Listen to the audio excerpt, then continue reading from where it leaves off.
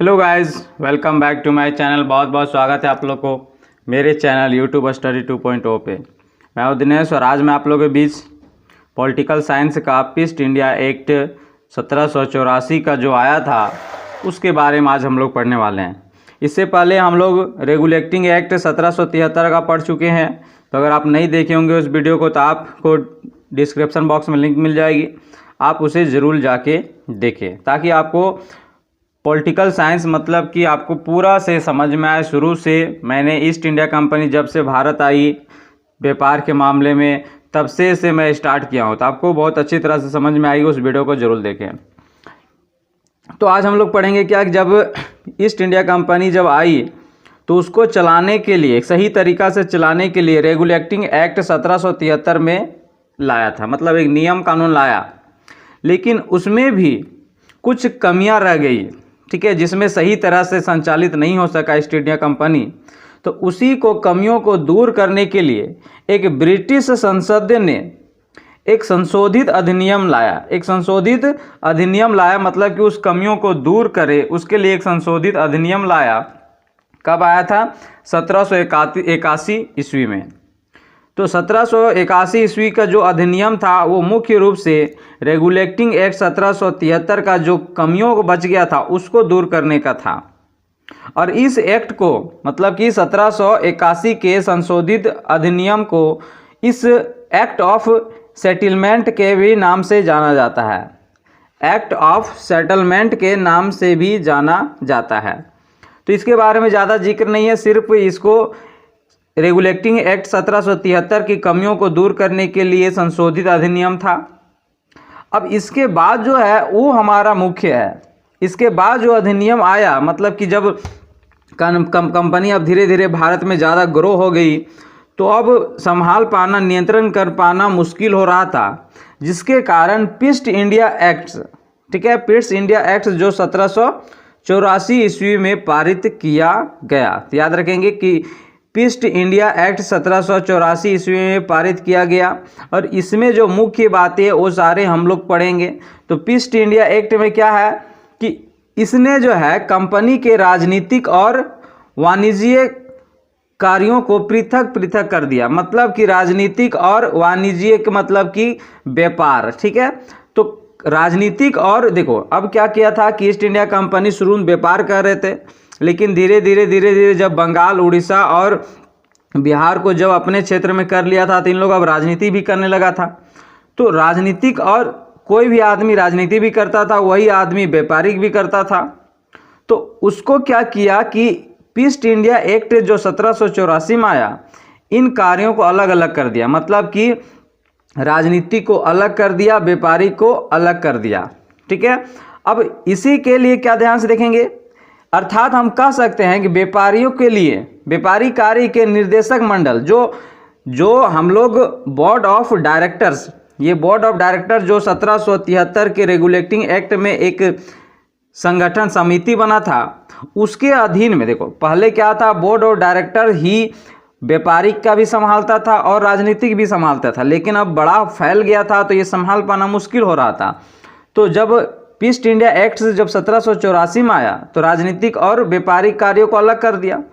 तो निर्देशक मंडल मतलब कि बोर्ड ऑफ डायरेक्टर, तो व्यापारिक के जो कार्य था, व्यापारिक का जो मामला था, उसका सारा जिम्मा बोर्ड ऑफ डायरेक्टर को ही रहने दिया। लेकिन जो राजनीतिक मामला जो था, इसके लिए एक अलग समिति का गठन किया गया और इस समिति का नाम दिया गया नियंत्रण, मतलब बोर्ड ऑफ कंट्रोल। तो राजनीति के लिए बोर्ड ऑफ कंट्रोल बनाया गया और जो 1773 के रेगुलेटिंग एक्ट में बोर्ड ऑफ डायरेक्टर्स बना था उसको व्यापारिक रूप को सौंप दिया। मतलब कि पहले भी व्यापारिक वही देखता था और राजनीति भी देखता था, लेकिन अब सिर्फ उसको व्यापारिक दे दिया, मतलब बोर्ड ऑफ डायरेक्टर्स को। और राजनीति के लिए पीस्ट इंडिया एक्ट में क्या किया गया कि एक समिति बनाया गया, 6 लोगों का सदस्य बनाया गया और इस सदस्य की समिति का नाम जो दिया गया बोर्ड ऑफ कंट्रोल दे दिया।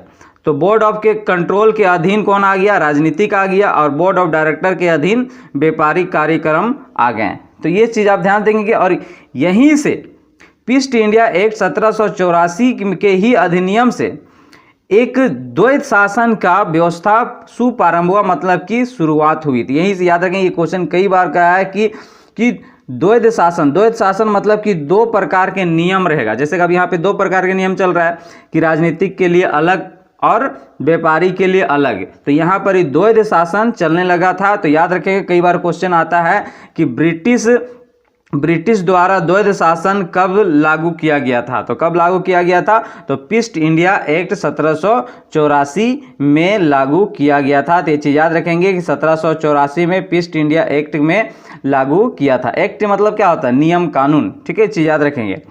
अब ध्यान से देखेंगे पॉइंट में, तो पहला पॉइंट यही चीज याद रखना है कि 6 सदस्य का समूह बनाया गया था। उस समिति का नाम जो दिया गया था बोर्ड ऑफ कंट्रोल, और इसको देख रेख किसको करना था? तो राजनीतिक के लिए। और व्यापारी के लिए जो 1773 में जो बना था रेगुलेटिंग एक्ट के समय बोर्ड ऑफ डायरेक्टर, उसी के अधीन में रहने दिया। अब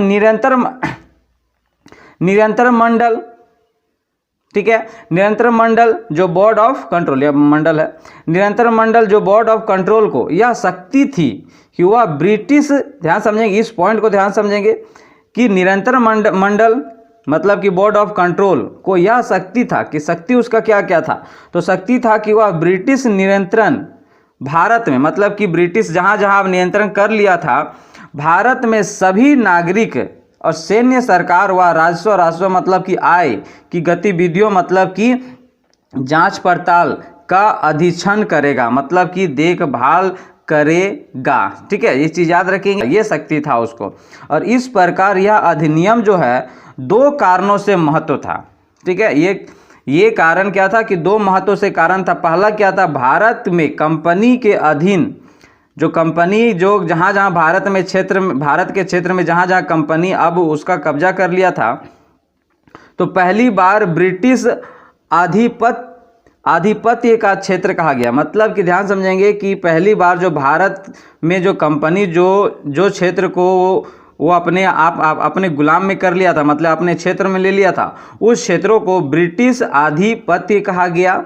और दूसरा क्या कि ब्रिटिश सरकार को भारत में कंपनी के कार्यों और इसके प्रशासन पर पूर्ण नियंत्रण का प्रदान कर लिया। मतलब कि अब भारत में जो ब्रिटिश सरकार ने क्या किया कि कार्यों और इसके प्रशासन पर पूर्ण रूप से नियंत्रण कर लिया था, ठीक है। अब राजनीतिक मामलों के लिए अलग व्यवस्था बनाई गई और व्यापारी के लिए अलग व्यवस्था बनाई गई थी, और इस तरह ब्रिटिश सरकार ने भारत पर नियंत्रण कर लिया था। तो यही 2 मुख्य पॉइंट था आपका याद रखना है कि इसमें बोर्ड ऑफ कंट्रोल बनाया गया, इसमें द्वैत शासन लागू किया गया था। तो ये चीज़ याद रखेंगे। तो ईस्ट इंडिया एक्ट में यही सारा इंपॉर्टेंट था।